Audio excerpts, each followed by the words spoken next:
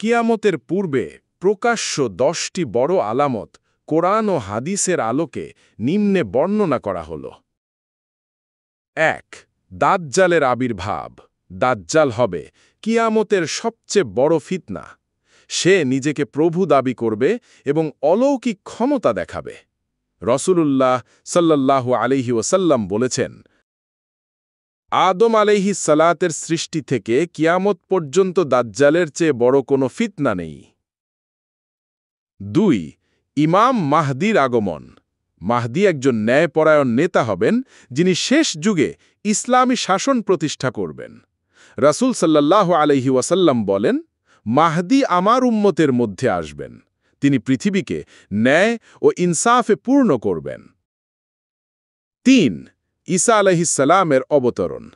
ঈসা আলাইহিস সালাম আকাশ থেকে দুনিয়ায় নেমে আসবেন, দাজ্জালকে হত্যা করবেন এবং শান্তির শাসন প্রতিষ্ঠা করবেন। আল্লাহর শপথ, নিশ্চয়ই মরিয়ম তনু ঈসা আলাইহিস সালাম ন্যায় বিচারক হিসেবে অবতরণ করবেন। 4. ইয়াজুজ মাজুজের বের হওয়া।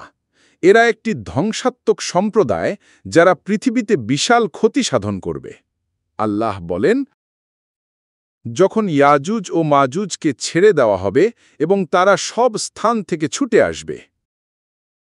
5. সূর্য পশ্চিম দিক থেকে উদিত হওয়া।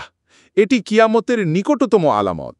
রাসূল সাল্লাল্লাহু আলাইহি ওয়াসাল্লাম বলেছেন, প্রথম যে নিদর্শনটি প্রকাশ পাবে তা হল সূর্য পশ্চিম দিক থেকে উদিত হবে। 6. ভূমিধস ও ধোঁয়ার আবির্ভাব। দুটি বড় আলামত হল ভূমিধস আরব উপদ্বীপে এবং ধোঁয়া, যা আকাশ ছেয়ে ফেলবে। আল্লাহ বলেন, অতএব ধোঁয়ার প্রকাশের দিনের অপেক্ষা করো। 7. প্রাণীদের কথা বলা। কিয়ামতের নিকটবর্তী সময়ে পশু পাখি ও জিনিসাদি মানুষের সাথে কথা বলবে। রাসূল সাল্লাল্লাহু আলাইহি ওয়াসাল্লাম বলেন, শেষ জামানায় বস্তুও মুমিনকে সতর্ক করে দেবে। 8. আরব উপদ্বীপে নদী ও সবুজায়নের সৃষ্টি। রাসূল সাল্লাল্লাহু আলাইহি ওয়াসাল্লাম বলেছেন, কিয়ামত প্রতিষ্ঠিত হবে না যতক্ষণ না আরব ভূমি নদী, নালা ও শস্য শ্যামলে পূর্ণ হয়ে যায়।